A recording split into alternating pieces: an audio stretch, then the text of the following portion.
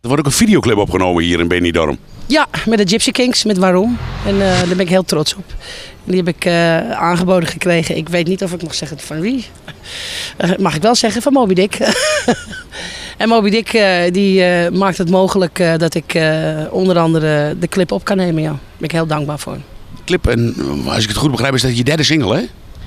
Nou, ik heb er wel wat meer opgenomen, alleen ik heb er nooit wat mee gedaan. Dat vind ik wel heel erg jammer eigenlijk. Want ik had altijd de verkeerde mensen om me heen. En ik heb nu de stap genomen om het alleen te doen. En alleen de mensen toe te laten die het echt goed met me voor hebben.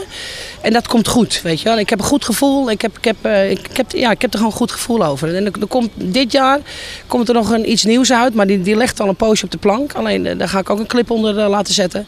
En als jullie die horen, hij staat af en toe, hier en daar doe ik hem zingen. En dan zitten de mensen gewoon in dikke tranen. En dat is zo'n mooi nummer.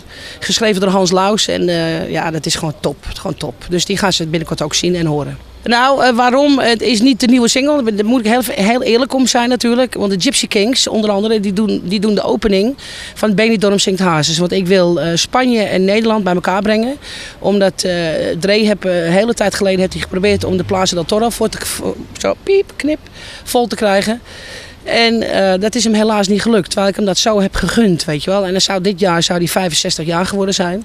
En ter ere voor hem en uit respect voor hem heb ik gezegd van, ik wil dit gewoon goed doen. Weet je, en dat hoort ook zo. Hij zou 65 geworden zijn. En ik was van plan om ook die Plaza del Toro, maar ja, ik heb niet genoeg fans, denk ik, om hem vol te stampen. Maar die Benidorm Zingt Hazes Plaza, Palace, dat komt goed, weet je, dat weet ik zeker.